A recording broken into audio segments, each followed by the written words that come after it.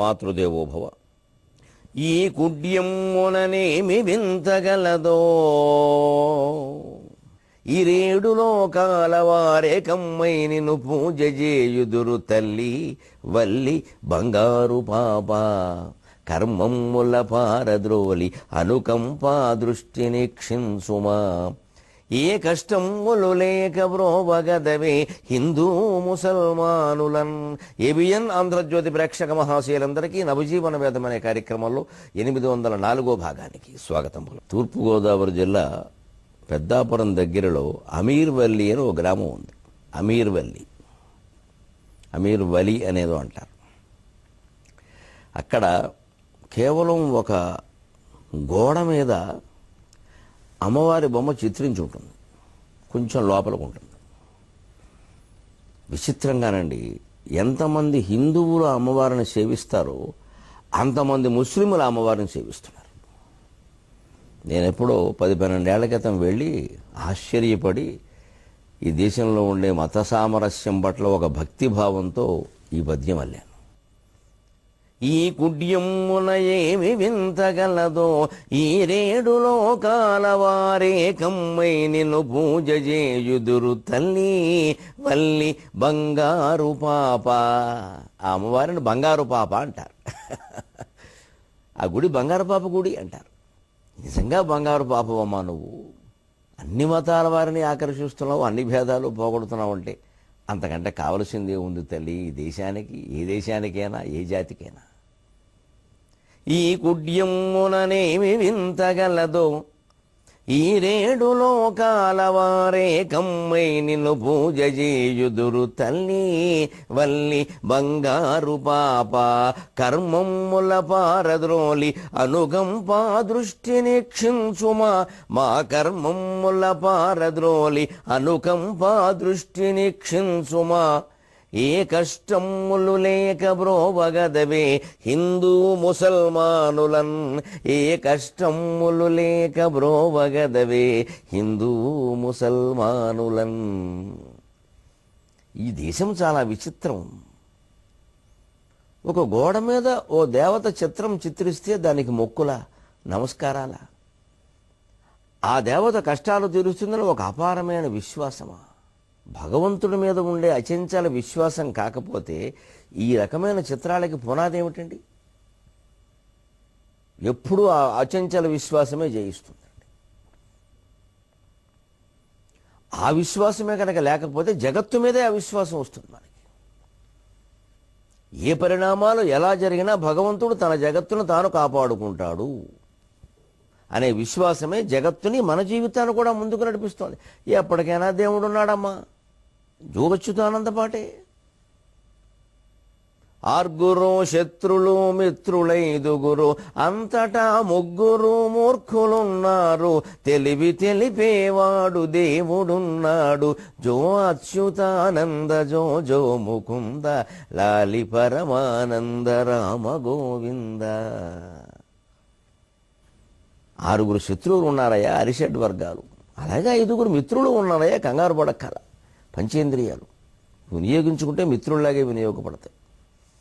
అంతటా ముగ్గురు మూర్ఖులున్నారు. మొత్తం ఈ సృష్టి అంతా ఎలా ఉండడానికి, జీవితం ఏర్పడడానికి త్రిగుణాలే కారణమయ్యా.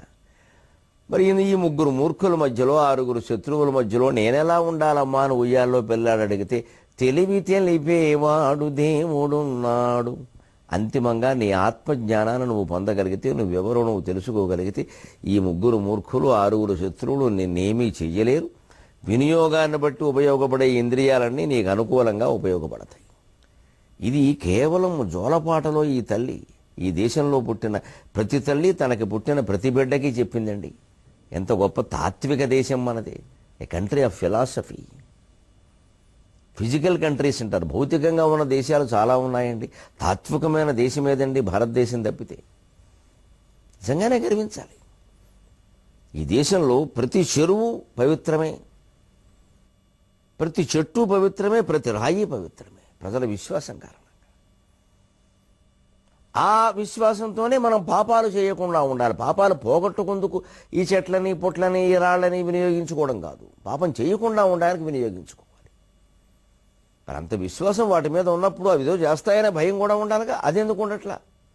మనం ఎన్ని పాపాలు చేసినా ఈ చెట్లో పుట్లో రాళ్ళు రప్పలో నదులు నగరాలు ఇవన్నీ పోగొడతాయి అనే విశ్వాసం నిజమే అయినప్పుడు అవి మనం తప్పు చేస్తే చర్య తీసుకోవడం కూడా నిజమే కదా. ఆ ఆలోచన వస్తే సమాజం బాగుంటుంది. లేకపోతే ఇవన్నీ ఒట్టి నమ్మకాలు అయిపోతాయి. అమ్మవారి యొక్క అనుకంప దృష్టే పొద్దున్నే ఉదయించే సూర్యుని కాంతి. అనుకంప అంటే దయ. మన జీవితం అనే ముళ్ళకంపని తొలగించడానికి ఆవిడ అనుకంప చాలా అవసరం. ధిషణాదీప్తిని చూపి ఆ పైన వ్యక్తిని చూపుచో వాని సేముషి లోకములు గెల్వజాలడి నిజంబున్ చూపుచున్ సూర్యుడు ఆ ఉష చిత్తము కరంగగా ఉదితుడై ఒక్కొక్క కొండెక్కుచున్ ఋషి మార్గమున సాగుచుండే జడతాహేమంతమంతముగాన్ ఋషి మార్గమున సాగుచుండే జడతాహేమంతమంతముగాన్.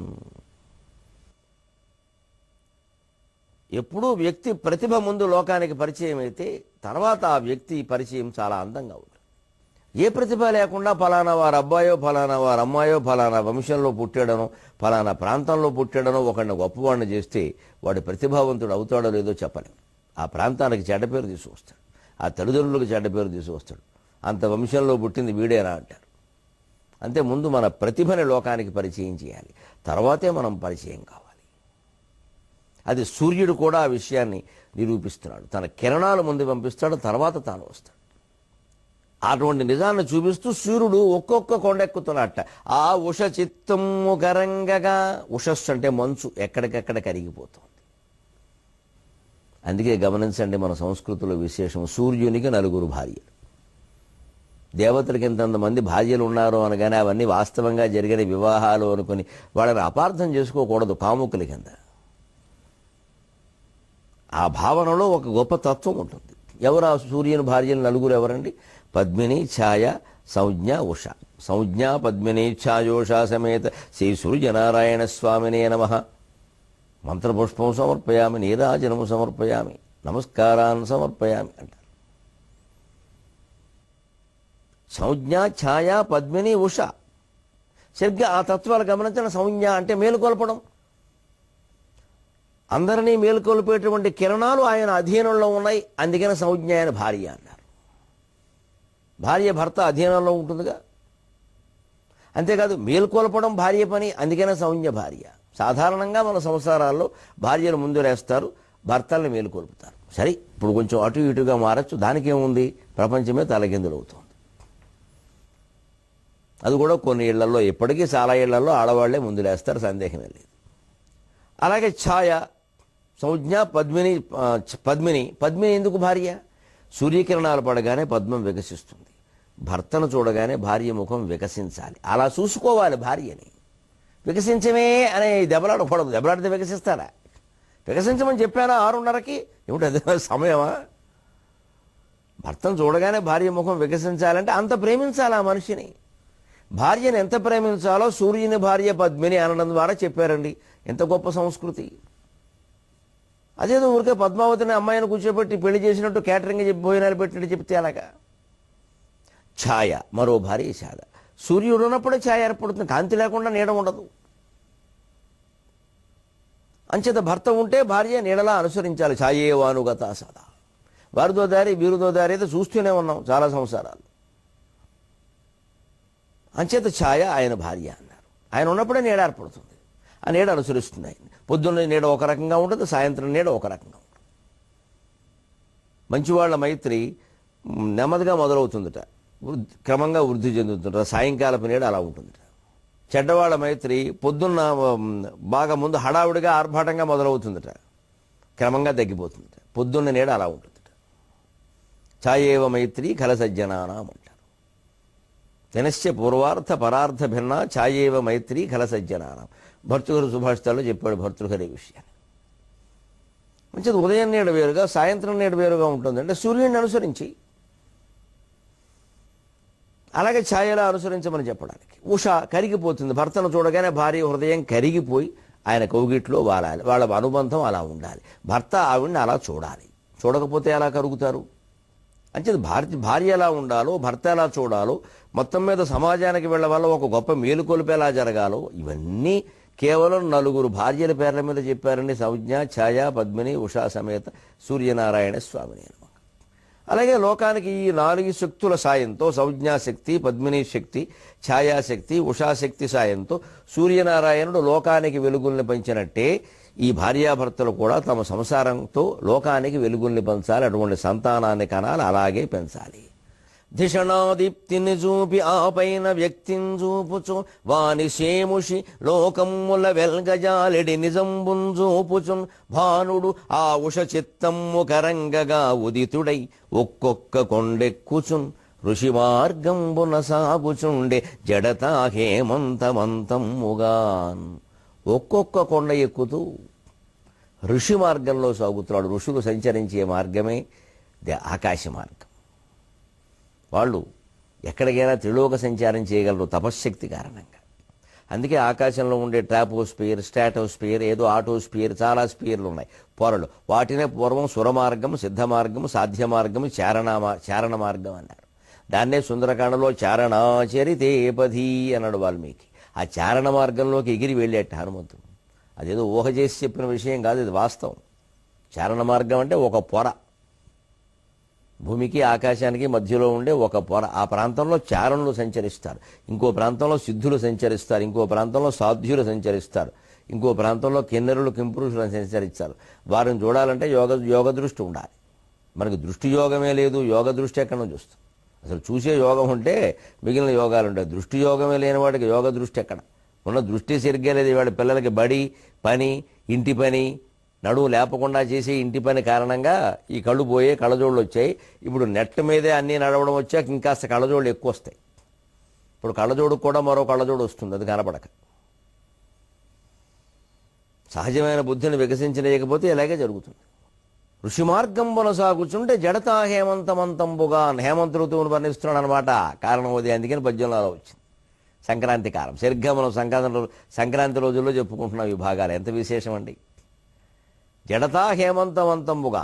హేమంతం ఎప్పుడు మంచు కురవడం కదండి, ముడుచుకుపోయేలా చేస్తుంది, జడత్వం ప్రవేశిస్తుంది. మనకి మంచు కురుస్తున్న కాలంలో మార్గశిర పుష్యమాసాల్లో ముఖ్యంగా మనం కూడా ముడుచుకుపోతాం. పొద్దున్న లేవడానికి బద్ధకం, బడికి వెళ్ళడానికి బద్ధకం, ఉద్యోగానికి వెళ్ళడానికి బద్ధకం. ఆదివారం వస్తే ఎంత ఆనందమో. అసలు ఇంటికి వచ్చే పని మనిషి కూడా రాకూడదని కోరుకుంటాం. ఒకవేళ మనకి భయపడేది, దానికి భయపడి మనం 6ంటికి తలుపు తీయాల్సి వస్తే బాధ. కాబట్టి రాకపోతే బాగుండు, సాయంత్రం ఇది ఇంకో గంట పడుకోవచ్చు అనుకుంటాం. అంత ముడుచుకునేలా చేస్తుంది ఈ హేమంతం. అందుకే జడతా హేమంతం అన్నాడు. సూర్యకిరణాలు సోకగానే మంచు కరిగిపోతుంది, ఆ జడత్వం అంతరించిపోతుంది.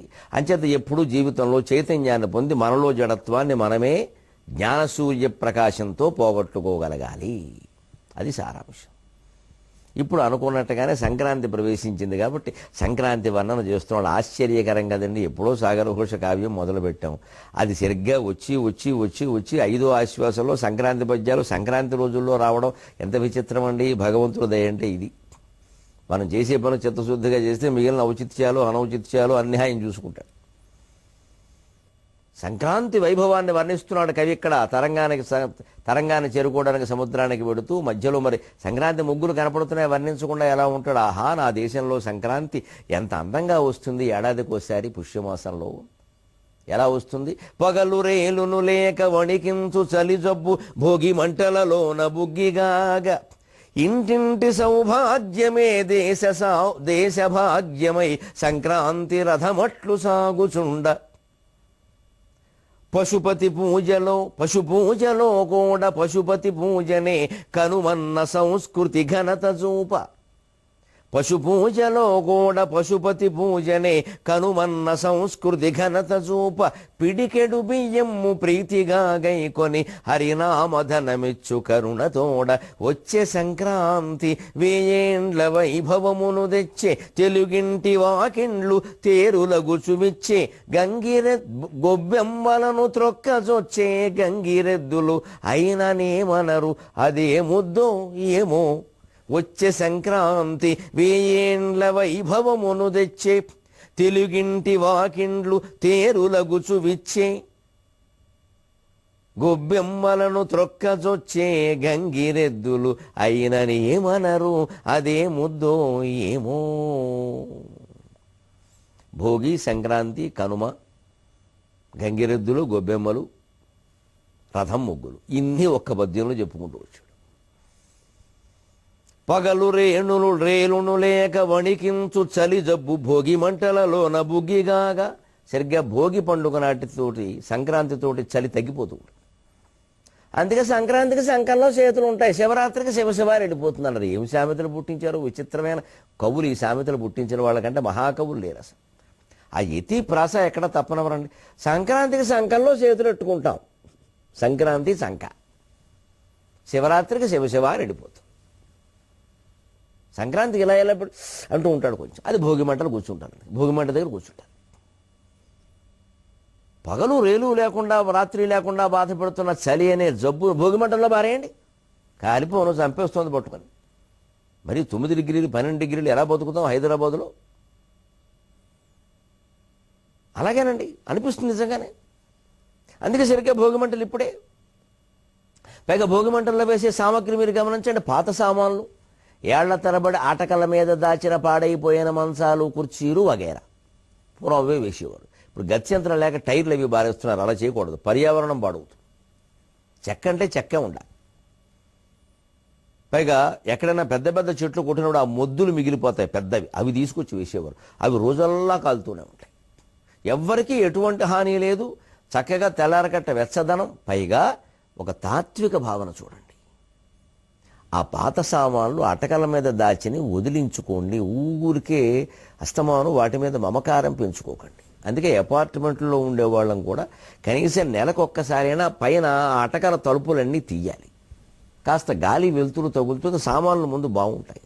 ఒక్కసారి చూస్తే ఏళ్ల తరబడి పెట్టుకున్నాం ఇక్కడ, మనం వాడలేదు, ఎవరికీ ఇవ్వలేదు, ఎవరికైనా ఇచ్చేస్తే ఉపయోగపడుతుందేమో అనిపించి ఇచ్చేస్తాం, కొంత వదిలిపోతుంది. ఈ వస్తువుల బరువులు వదిలిన కొద్దీ మనస్సులో వాటిని గురించిన బాధ్యతల బరువు కూడా వదులుతుంది, మనస్సు తేలిగ్గా ఉంటుంది. జీవితం అంతా ఒక యోగి ఆత్మకథే, హాయిగా ఉంటుంది. ఆ యోగి ఆత్మకథలాగే మన ఆత్మకథ కూడా ఉండాలంటే ఈ సామాన్లు వదిలిపోవాలి, పెంచుకోకూడదు ఊరికే. అలా వదిలించుకోరు మనుషులు. మా తాతగారు కూర్చున్న కుర్చీ అది అలా ఉండనే ఏం చేసింది, ఏమీ చేయని దానికి ఎందుకు ఉండడం?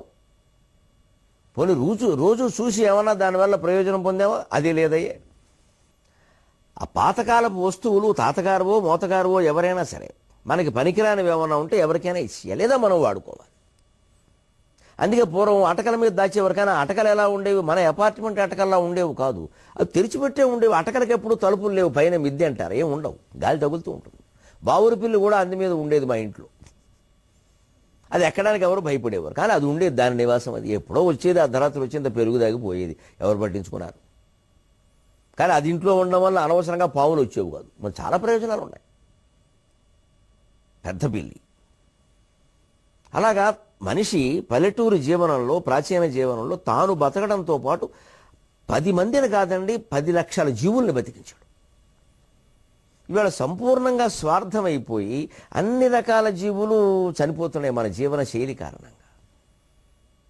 మన సెల్ ఫోన్ల కారణంగా పక్షులు చచ్చిపోతున్నాయి, మన ఈ ప్లాస్టిక్ ఉపయోగించడం కారణంగా అనేక రకాల జీవులు చచ్చిపోతున్నాయి, అసలు పెరగడమే లేదు. కొన్ని జీవ వైవిధ్య సదస్సులు జరుపుకుని వాటిని ఎలా కాపాడాలో చెప్పుకోవాల్సి వస్తుంది. మన పండుగల ద్వారా వాటిని సహజంగా కాపాడారు. అలాగా చలి జబ్బును భోగి మంటల్లో బారేసినట్టుగా ఈ తాపత్రయం జబ్బును కూడా బారేద్దామండి. పాత వస్తువులు కాల్చేయమంటే అదే అర్థం. ఈ శరీరమే కాల్చేయబడుతుంది ఒకనాటికి, ఇంకా వాటిని పట్టుకు వేలాడితే ఎలాగా? సంక్రాంతి ఇంటింటి సౌభాగ్యమే దేశ భాగ్యమై సంక్రాంతి రథమట్లు సాగుచుండ. సంక్రాంతికి పాతాళంలో ఉండేటువంటి బలిచక్రవర్తి వస్తాడని, స్వయంగా ఆయనకి విష్ణువు సారథ్యం వహిస్తాడని, ఇంటింటికి వస్తాడని అని ఇంటి ముందు రథం ముగ్గు వేస్తారండి. బలిచక్రవర్తి త్యాగాన్ని గుర్తు చేసుకోవడం, విష్ణుమూర్తి యొక్క ఔన్నత్యాన్ని గుర్తు చేసుకోవడం, ఆదిన్ శ్రీ సతి కొప్పుపై తనువుపై అంశోత్తరీయంబుపై పాదబ్జంబులపై కపోలతటిపై పాలిండ్లపై నూత్న మర్యాదంజందు కరంబు క్రిందకుట మీదై నీ కరంబుంట నూత్న మర్యాదంజందు కరంబు క్రిందకుట మీదై నా కరంబుంట మేల్గాదే రాజ్యము గిజ్యమున్ సతతమే కాయంబు నాపాయమే. కారే రాజులు రాజ్యముల్ గలుగవే గర్వ సర్వోన్నతిన్ బొందిరే వారేరి సిరిమూట కట్టుకొని పోవంజాలిరే భూమిపై పేరైనన్ గలదే శివి ప్రముఖులున్ ప్రీతిన్ యశకాములై ఇరే కోర్కులు వారళన్ మరచిరే ఈ కాలమున్ భార్గవా. ఇవన్నీ సంక్రాంతి నాడు పాడుకోవాలి పద్యాలు, బలిచక్రవర్తి త్యాగానికి గుర్తు. అప్పుడు సంపదలు అక్రమంగా సంపాదించి దాచిపెట్టం. ఎవరు మన ఇంటి మీదకి దాడి చేయాల్సిన అవసరం లేదు, ఎవరికి లెక్క చెప్పాల్సిన కర్మ మనకి లేదు. పుణ్యం కోసం పద్యాలు పాడకూడదు, జ్ఞానం కోసం చదువుకోవాలి. అలాగే వామనుని ఔన్నత్యం, ఎప్పుడూ వామనుల్లాగే ఉంటామని అనుకోవద్దు, త్రివిక్రముడు అవుతారు.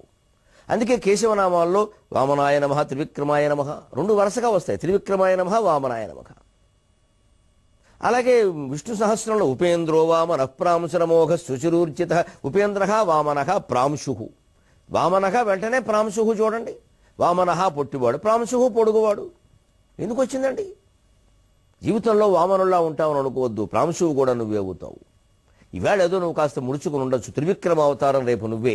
ఎంత ఆశావాదం ఉందండి మన పురాణ కథల్లో. ఆ వామనుని యొక్క త్రివిక్రమత్వాన్ని ఆ సంక్రాంతి నాడు పాడుకోవాలి. ఇంతింతై వటుడింతయై మరియుదానింతై నభోవీధిపైనంతై తోయదమండలగ్రమున కల్లంతై ప్రభారాశిపైనంతై చంద్రునికంతయై ధ్రువునిపైనంతై మహర్వాటిపైనంతై సత్యపదోన్నతుండగుచు బ్రహ్మాండాంత సంవర్ధియై.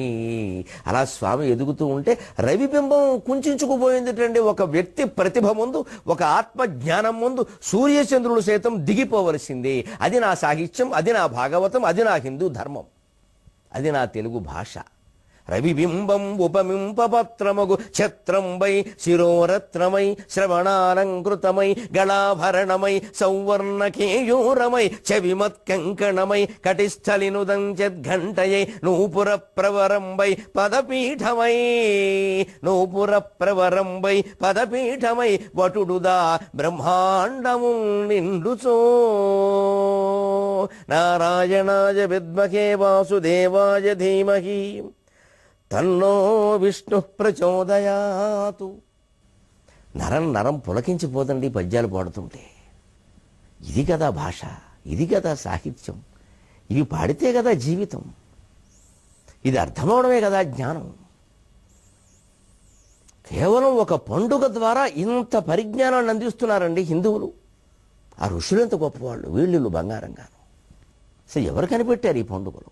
పోనీ సంక్రాంతికి ఒక దైవం లేదండి, అదే విష్ణువు పూజ, శివుడు పూజ ఏం లేదండి, కాలపురుషుడు. ఎంత ఆశ్చర్యం ఇది. మరి నిజంగా ఈ పద్యాలు పాడుకుంటే, రథం ముగ్గు వేస్తే, బలిచక్రవర్తికి స్వాగతం చెబితే మన జీవితాల్లో త్యాగం నిండదా? అప్పుడు దేశం కోసం త్యాగం చేయమా? స్వార్థంతో బతుకుతామా? మొక్కుబడిగా చేసేసాం పండుగలన్నిటి. పైగా గుడి నమ్మకాలు పెంచుకున్నాం. కనుమ ఎంత గొప్ప పండుగ. పశు పూజలో కాడ పశుపతి పూజనే కనుమన్న సంస్కృతి ఘనత జూప. కనుము అనే మాటని కనుము అని రెండో అర్థంలో వాడాడు ఇక్కడికి. చూడవయ్యా, కనుము అంటే చూడుము. మీ కనుము పండుగ ఎంత గొప్పదో చూడవయ్యా.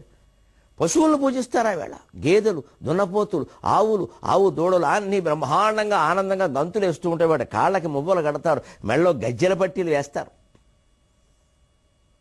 మైసూరుద్దులకి కొమ్ములు, వెండి కొమ్ములు పెడతారు.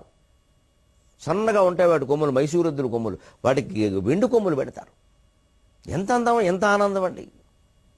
అందుకే గమనించండి, కనుమనాడు ప్రయాణం చేయొద్దు అని వచ్చింది. ఎందుకని? పశువుల్ని పూజిస్తారు. ఏడాదంతా మన కోసం రెక్కలు ముక్కలు చేసుకుని ఒళ్ళంతా పుళ్ళు చేయిపోయే పశువుల్ని ఒక్కరోజైనా గౌరవించొద్దు?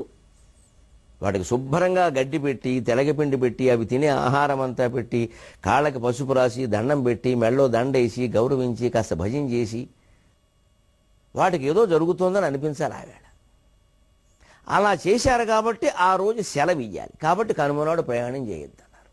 ఎందుకని? పూర్వం ప్రయాణాలు ఎవరు చేసినా సరే నడిచి వెళ్ళేవాళ్ళు తప్పితే, వాహనాల మీద వెళ్ళే వాళ్ళందరూ ఒంటెద్దు బండి మీద కానీ, రెండెద్దుల బండి మీద కానీ, గుర్రపు బండి మీద కానీ వెళ్ళేవాళ్ళు. ఒక్కోసారి దున్నపోతుల బండి కట్టడం కూడా చూసాం మనం, గత్యంతరం లేక. దేన్నైనా సరే మీరు ఆ రోజు పూజ చేశారు కాబట్టి ఆ రోజు సెలవు ఇయ్యరా? ఓ బళ్ళో కూడా వార్షికోత్సవం జరిపితే పిల్లలు డ్యాన్సులు వేస్తే మర్నాడు సెలవిస్తారు, లేకపోతే పిల్లలు ఊరుకోరు. మరి సెలవు ఇచ్చిన వాటిని మళ్ళీ ఉపయోగిస్తే అలాగా, మరి ఉపయోగిస్తే వాటిని హెచ్చరించాలిగా, మందలించాలిగా, కొట్టాలిగా. పూజ చేసి పొద్దున్న పూజ చేసి మధ్యాహ్నం కొడతారా? అందుకని కనుమ నాడు ప్రయాణం చేయొద్దన్నారు. ఈవేళ లారీలు, బస్సులు, విమానాలు వచ్చాక ఈ ఆచారం పాటించడం అంత అవసరం కాదు. పాటిస్తే పాటించవచ్చు, లేకపోతే లేదు. దాన్ని ఇంకా కనుమనాడు ప్రయాణం చేశాం కాబట్టి ఏదో జరిగింది అనేటువంటి పిచ్చి నమ్మకాలకు వెళ్ళకూడదు.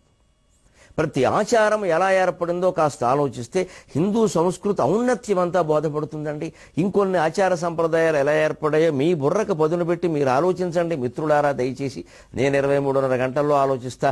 అందరం తెలుగు గురించి ఆలోచిద్దాం. సెలవు.